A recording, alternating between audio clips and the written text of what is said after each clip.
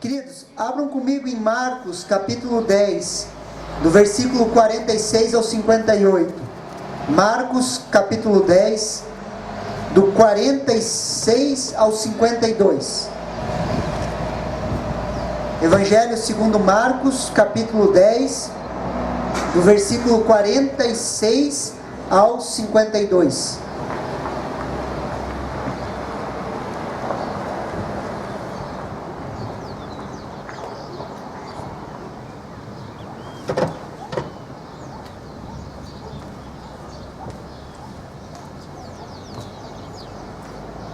A palavra de Deus fala assim: e depois foram para Jericó, e saindo ele de Jericó com seus discípulos, uma grande multidão, Bartimeu, o cego, filho de Timeu, estava sentado junto do caminho, mendigando.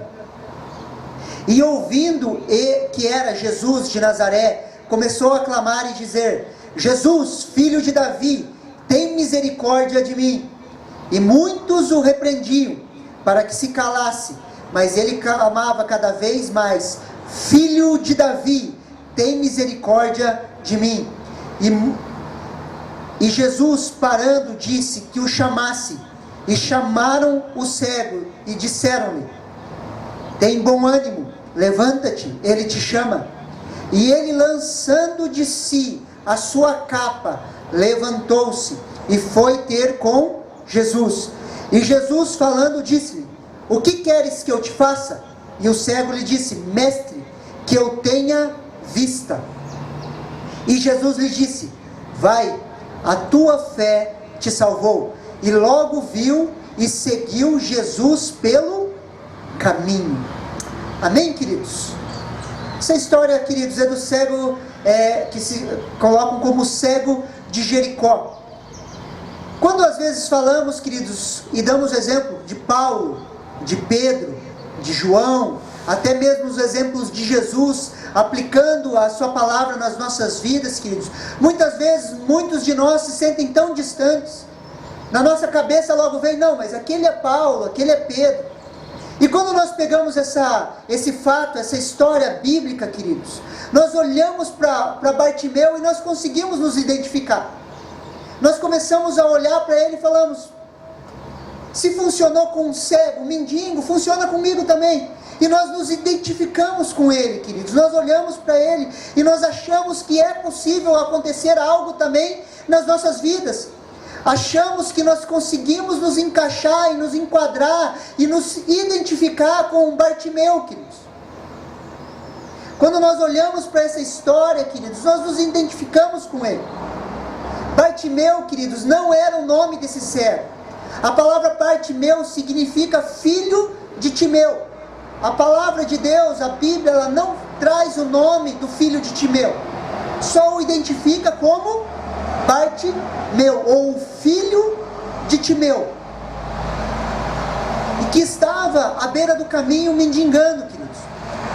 O historiador Flávio Joséfo, só um parênteses aqui, queridos, Flávio Joséfo é um historiador da época contemporânea ali de Jesus. Ele é uma fonte altamente confiável. Todos os teólogos, eles usam Flávio Joséfo como referência de história, queridos. A gente consegue compreender melhor o tempo lendo Flávio Joséfo, e é uma fonte muito confiável. E Flávio Joséfo relata, queridos, que Timeu, o pai de Bartimeu, o Timeu, queridos, ele foi um general que servia Israel no destacamento de Betel, e que aposentou-se e tornou-se muito bem sucedido naquela área. Quando o Império Romano vem, queridos, o Império Romano toma os seus bens e corta a sua aposentadoria. E Timeu, ele se revolta contra o Império, ele começa a fazer vários motins, queridos. Ele começa a se revoltar, se rebelar contra o Império Romano. Ele liderou várias vezes, queridos, movimentos em direção, indo contra o Império Romano para tentar desestabilizar o governo e o Império de Roma naquela região. E Timeu, ele foi perseguido pelo Império Romano. Ele foi identificado, perseguido e crucificado. Esse foi o fim de Timeu. E o que fizeram? Arrancaram os olhos de Bartimeu, seu filho. Para quê? Para que ele também não se revoltasse contra o império. Então Bartimeu, o filho de Timeu, ele foi cegado pelo Império Romano. Ele não era um cego de nascença. Porque se ele fosse um cego de nascença, queridos, a Bíblia iria relatar isso. Por quê? Porque a cura de um cego de nascença era um dos 4 sinais que se esperavam do Messias. Todas as vezes que você lê a sua Bíblia e você vê os fariseus, os saduceus ou os mestres da lei falando: qual sinal você nos mostra para fazer isso? Ou pedindo que Jesus fizesse um sinal, era um desses 4 sinais do Messias: a cura do cego de nascença, a purificação de um leproso, ao expulsar um espírito mudo e surdo. E tinha mais um que agora eu não lembro, mas são 4 sinais da vinda do Messias, ou que o Messias iria apresentar ao povo. Em Lucas capítulo 12, versículo 41, que é a mesma história, queridos, só que contada e narrada por Lucas, a palavra de Deus fala assim, Lucas 18, 41, Jesus perguntando para Bartimeu: o que você quer que eu lhe faça? Ele respondeu: Senhor, eu quero, Senhor, que eu possa ver de novo. A nova Almeida, a nova versão da Almeida, ela traz esse texto, dizendo assim: Senhor, que eu possa ver de novo. Então Bartimeu, queridos, ele não era um cego de nascença, ele tinha sido cegado pelo Império Romano, amém? Só para a gente entender qual que é o contexto e qual que é a história desse personagem que nós vamos conversar um pouco. Eu olho para a vida de Bartimeu e eu aprendo algumas coisas com ele. E o primeiro ponto que eu quero conversar com vocês, queridos, é que Bartimeu, ele não perdeu um tempo de oportunidade. Existem tempos de oportunidades na nossa vida, queridos. Ele não perdeu o tempo de oportunidade. Versículo 47. E ouvindo que era Jesus de Nazaré, começou a clamar e dizer: Jesus, filho de Davi, tem misericórdia de mim. Ouvindo que era Jesus de Nazaré. Todas as vezes que nós temos um encontro com Jesus, queridos, nós somos transformados. Existem tempos de oportunidades na nossa vida que nós não podemos perder. Existe um ditado chinês, queridos, que eu aprendi com uma professora no meu 2º grau, e aquilo gravou na minha mente, queridos, e eu gosto muito dele. E esse ditado fala assim, que existem 3 coisas que não voltam atrás: a palavra lançada, a palavra dita, a flecha lançada e a oportunidade perdida. São 3 coisas, queridos, que realmente não voltam atrás. A palavra dita, ela nunca vai voltar atrás. A flecha lançada, ela não volta atrás. E a oportunidade perdida também, ela não volta atrás. E nós precisamos entender, queridos, os momentos de oportunidade. Imagine se Jesus estivesse passando e Bartimeu pensasse na sua mente: é simplesmente o carpinteiro de Nazaré. É simplesmente o filho de José e Maria. É simplesmente mais um homem que está passando por aí. Se ele tivesse pensado desse jeito, queridos, esse homem morreria cego. Ele teria perdido a oportunidade da sua cura, a oportunidade de sair daquela situação que ele estava, a oportunidade de ter uma nova vida. Existem tempos de oportunidades, queridos, e nós precisamos reconhecer ele. Bartimeu, ele reconhece quem era Jesus. Jesus, filho de Davi, tenha misericórdia de mim. Ao dizer assim, Jesus, filho de Davi, ele estava falando: Jesus, tu és o Messias, tu és aquele que era prometido a Israel. Ele estava reconhecendo o senhorio de Jesus, ele estava reconhecendo que Jesus era o Messias. Ele reconheceu a Jesus, ele sabia quem era Jesus, ele sabia das palavras proféticas a respeito de Jesus. Tanto é que ele busca uma palavra profética e fala: Jesus, tu és o filho de Davi, o Messias prometido. Quantas vezes, queridos, nós não reconhecemos Jesus, queridos, e pensamos, é só mais um culto. Quantas vezes nós não reconhecemos a Jesus, estamos no nosso grupo familiar e achamos que é simplesmente mais uma reunião, que depois vai ter uma comida boa no final. Nós precisamos, queridos, parar de perder oportunidades. A palavra de Deus diz, aonde 2 ou 3 estão reunidos, ali eu também estou. Aonde 2 ou 3 estão reunidos no nome de Jesus, ali Jesus está. E nós precisamos aprender a reconhecer Ele e as oportunidades que Ele nos dá.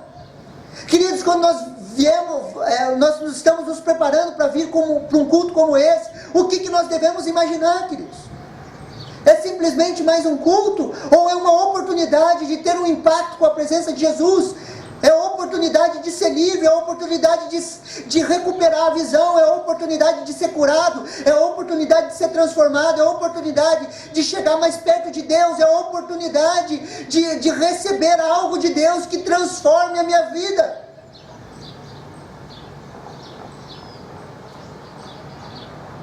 Perdemos oportunidade por não reconhecer a Jesus.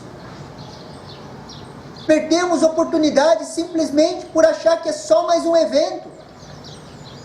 Perdemos a oportunidade simplesmente por achar que é só mais uma coisa, é só mais uma agenda da igreja.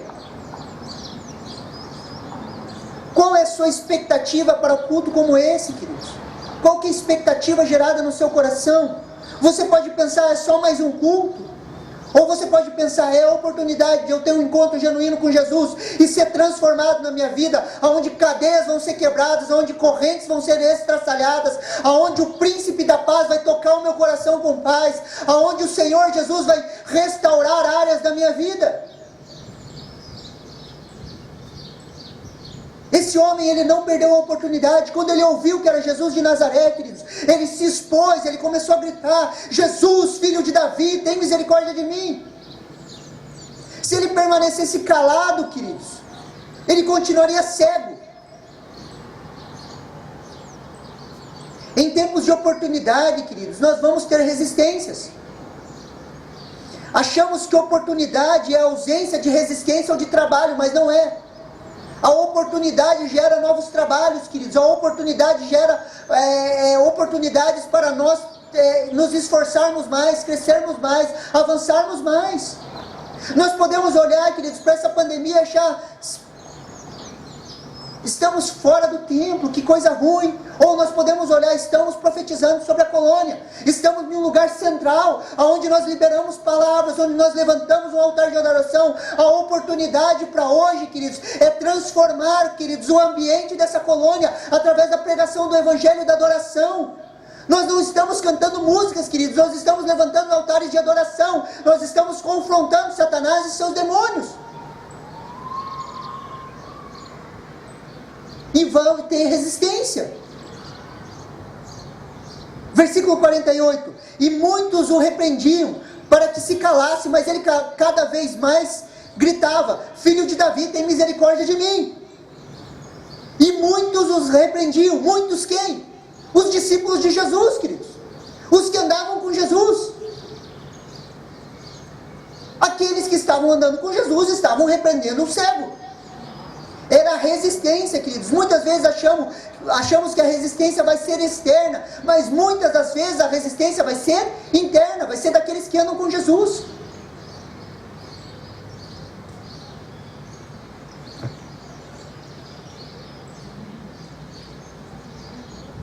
Vai ser daqueles que andam com Jesus, queridos. Mas por que gritar no culto? Mas por que se expor? Fica quieto. Por que orar em línguas tão alto? Fica quieto. As resistências vão vir de dentro, queridos. Só que olha que interessante, querido. Olha que interessante. Quanto mais a resistência vinha sobre Bartimeu, mais o que ele fazia mais? Mais ele gritava. Quando mais mandavam ele calar a boca, mais ele gritava. Mais alto, mais intenso e mais forte. Jesus, filho de Davi, tem misericórdia de mim. Não pare de clamar até receber resposta.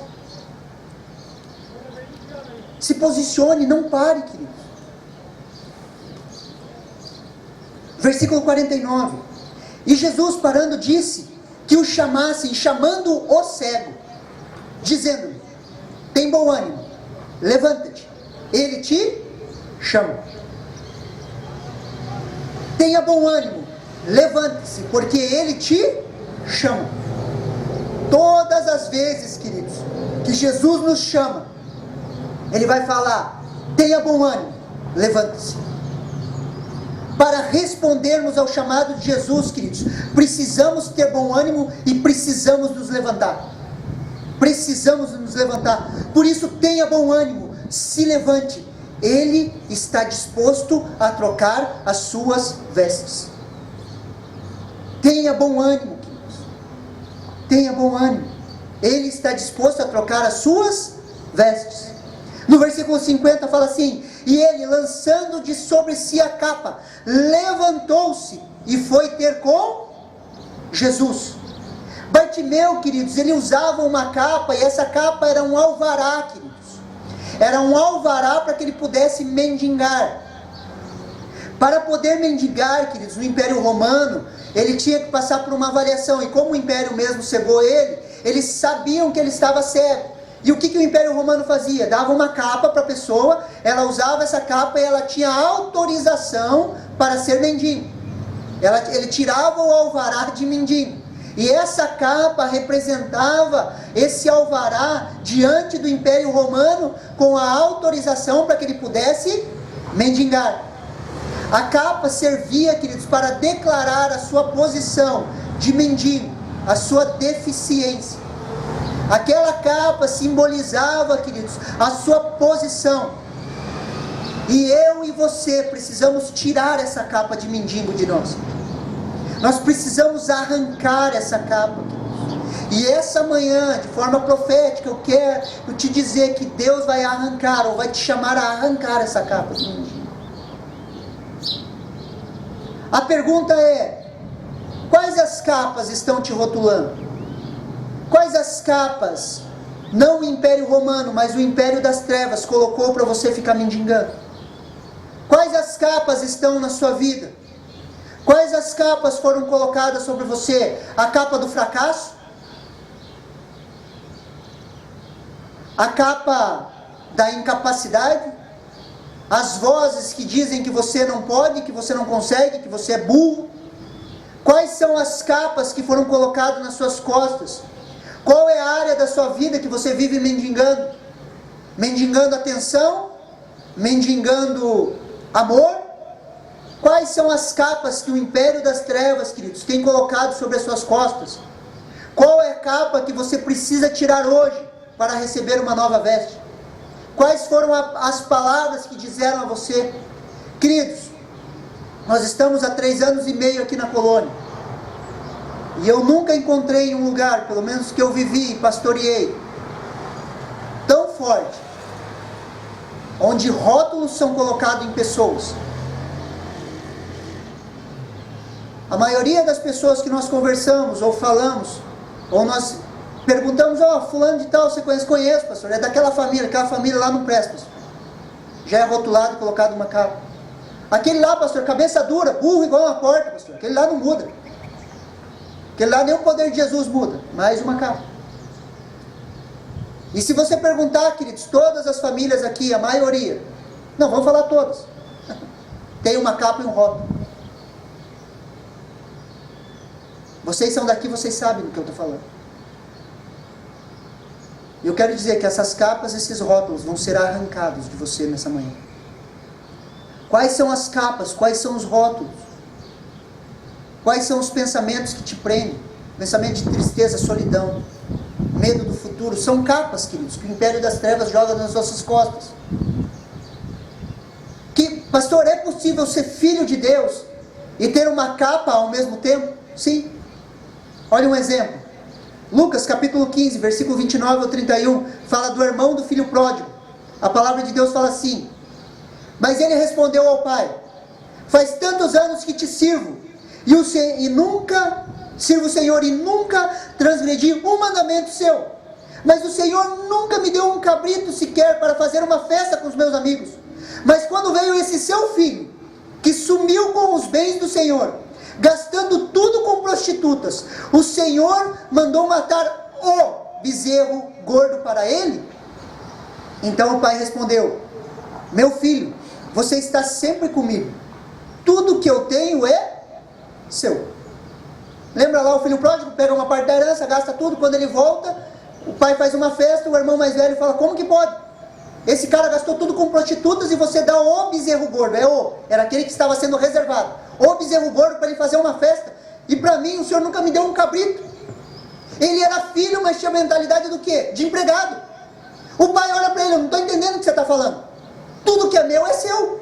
Se você quisesse um bezerro para fazer uma festa com seus amigos, era só você pegar. Só que você tem uma mentalidade de escravo. É possível ser filho, queridos, e ter uma capa, uma mentalidade, uma maneira de agir de escravo. Era esse o problema dele. Era a mentalidade religiosa. Nunca quebrei um dos seus mandamentos. Mas também não usufrui o papel de filho. Ele era filho, queridos, mas usava a capa de empregado. Quantos de nós também nos escondemos atrás das capas? E aqui eu quero abrir os seus olhos. Quando nós falamos de rótulos, de dificuldades, de tragédias, como aconteceu com Bartimeu, essas capas, queridos, também são confortáveis. Elas podem nos esquentar. Elas podem nos gerar lucro. Porque ele mendigava, ele tinha o seu lucro.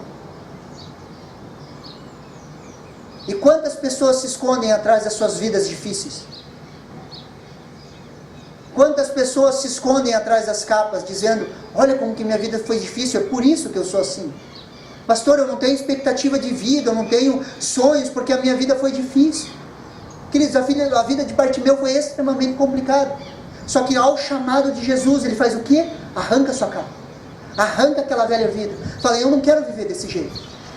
Todos nós aqui, queridos, temos a oportunidade de ter um encontro genuíno com Jesus, de sermos transformados. A Bíblia fala assim, que aquele que está em Cristo, nova criatura é, as coisas velhas se passaram, eis que tudo se fez novo. Não importa qual é o seu passado, mas Deus quer transformar o seu presente para te trazer um novo futuro. Só que você precisa receber, você precisa ter bom ânimo, se levantar e arrancar a capa das suas costas. O teu passado não pode te definir mais. Quando nós temos um encontro com Jesus, queridos, o nosso passado não nos define. Nós nos tornamos uma nova criatura. Não importa o que nós passamos, fomos transformados, redimidos, perdoados, chamados a uma nova vida. Esse é o poder do Evangelho, que quebra as correntes do passado. Nós somos chamados a uma nova vida. Só que a capa é confortável, queridos. Nos escondemos atrás dos traumas, das lutas, das deficiências, encontramos um lugar seguro, terceirizamos responsabilidades e não nos levantamos.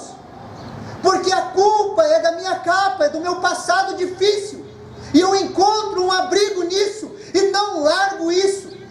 Terceirizo a culpa, falando que a culpa é das pessoas e eu não me levanto. Bartimeu poderia ficar sentado ali, amargurado, falando mal do Império Romano, dizendo que eles eram os miseráveis porque o cegaram, mataram seu pai.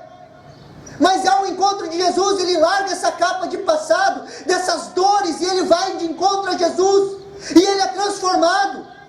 Eu tenho visto pessoas, queridos, caminhando na igreja e não sendo transformadas, porque tem um espírito de vitimismo dentro delas, se agarram às suas capas, ficam presos ao seu passado, não são transformadas.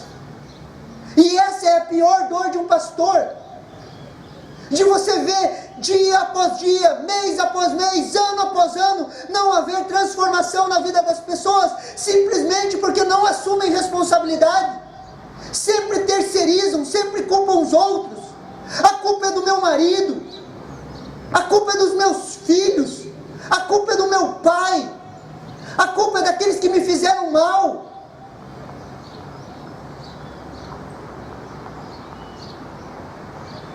Nós precisamos renovar a nossa mente, entender o poder do Evangelho. O poder do Evangelho age, queridos, no assumir responsabilidades. A salvação, ela vem ao nós respondermos de forma responsável. A salvação é pela graça mediante a fé. Isso não vem de vós, é dom de Deus. A salvação é pela graça mediante a fé. A pregação vem e eu com fé respondo de forma positiva e a salvação entra na minha vida. Só que a responsabilidade do crer é minha.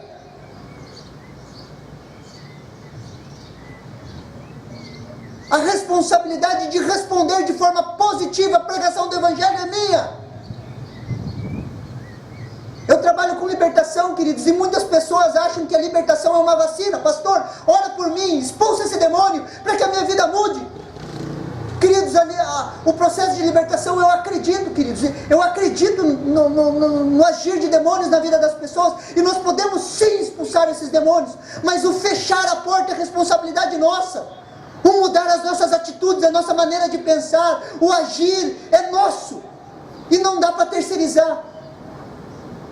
Arranque essa capa essa manhã.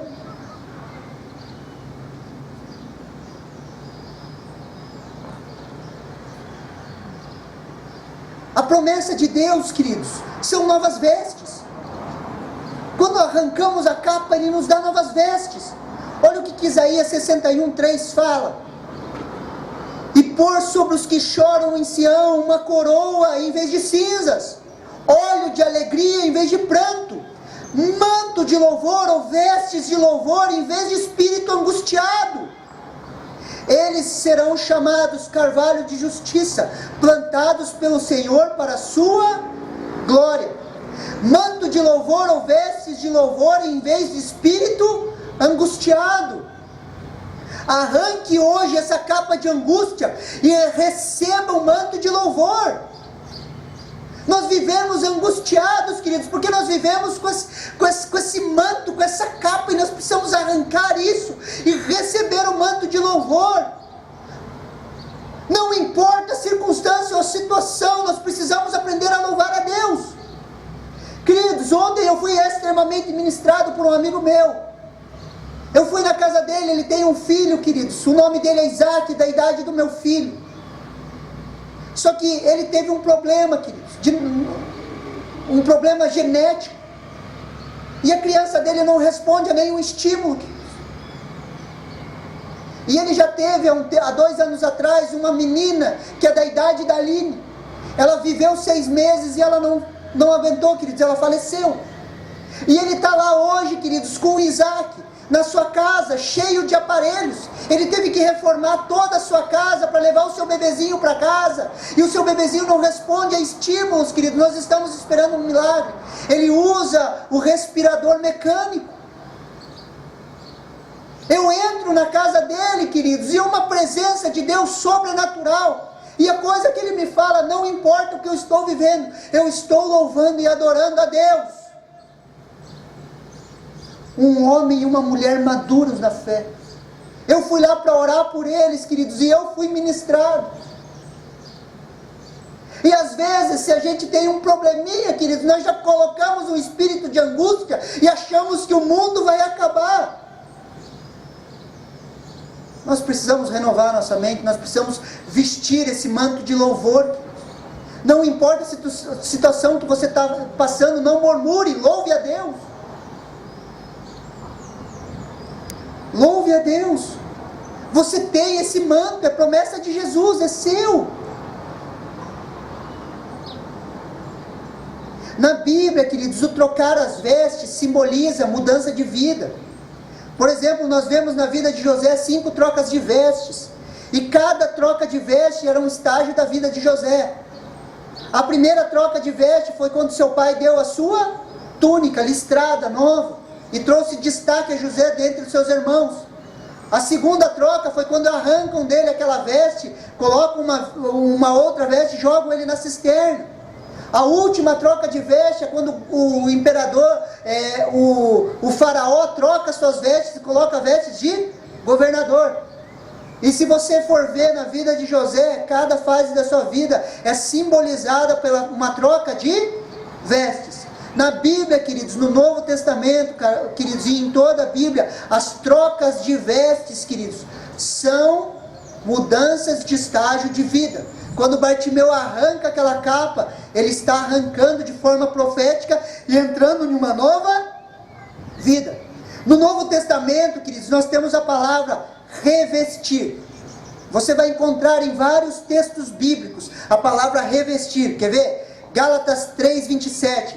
Porque todos vocês foram batizados em Cristo e de Cristo vos revestisse. Vocês foram batizados em Cristo e foram revestidos de Cristo. Efésios 4:24. E a se revestir da nova natureza, criado segundo Deus em justiça, retidão, procedentes da verdade. Nós nos revestimos da nova natureza. 1 Coríntios 15:54. E quando este corpo corruptível se revestir de incorruptibilidade, e o que é mortal se revestir de imortalidade, então se cumprirá a palavra que está escrito: tragada foi a morte pela vitória.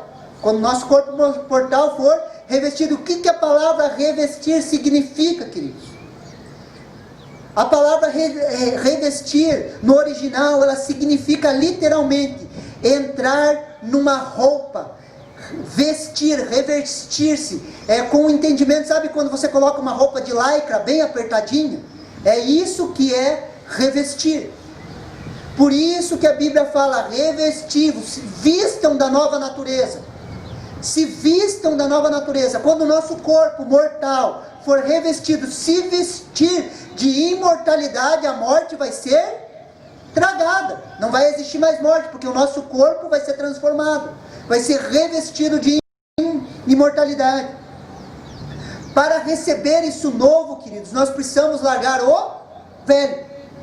Para receber uma nova vida, queridos, se revestir com uma nova roupa, queridos, precisamos largar a velha vida. Toda mudança, queridos, ela traz consequências.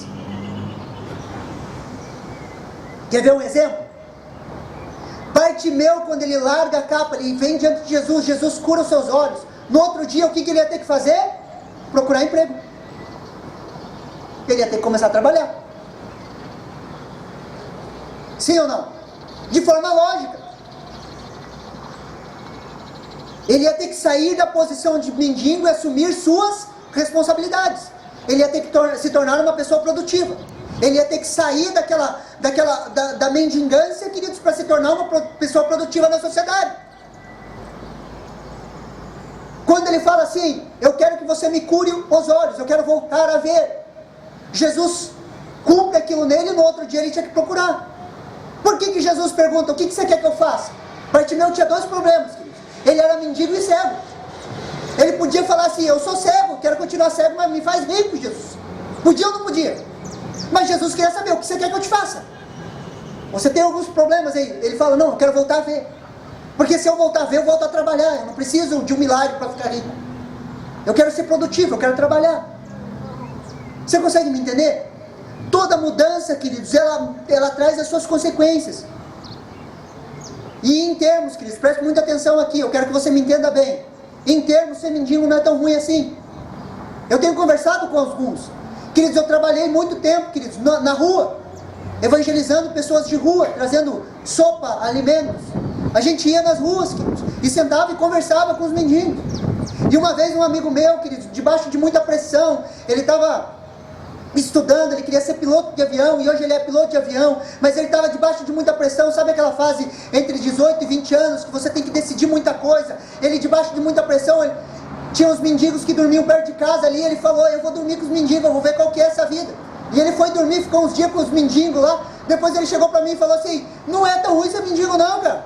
Eu falei, por quê? Não tem responsabilidade nenhuma, acorda a hora que quer, dorme a hora que quer, quando sai, come o que quer, faz o que quer. Não tem responsabilidade nenhuma. Viver como mendigo não é ruim. É a abstenção de responsabilidade. E eu cheguei à conclusão que não é tão ruim assim, queridos. É uma vida sem responsabilidade, sem compromisso. Eu não me preocupo com nada, só com o que eu vou comer. E graças a Deus, principalmente aqui no sul do Brasil, é difícil alguém passar fome, queridos. Onde ele bater, na casa que ele bater, alguém vai dar algo para ele comer. Você está me entendendo? Não estou menosprezando traumas, dificuldades, lutas que essas pessoas tiveram que levaram elas a isso. Eu estou dizendo que existem pessoas que fazem isso por opção, porque não é tão ruim. Amém? Por quê? Porque nós vivermos uma vida sem responsabilidades é boa, queridos. terceirizar a culpa, falar que a culpa do outro é um lugar bom, confortável. Porque eu nunca olho para mim mesmo. Só que hoje, queridos, o convite de Jesus é para você tirar essa capa. Hoje, o convite de Jesus é para você arrancar a capa.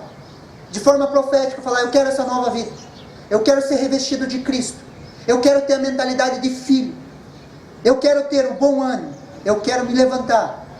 Porque Jesus tem nos chamado. E a minha palavra hoje é para você. É levanta-te. Tenha bom ânimo. O Mestre tem te chamado para mais perto. Amém? Você recebe essa palavra no seu coração?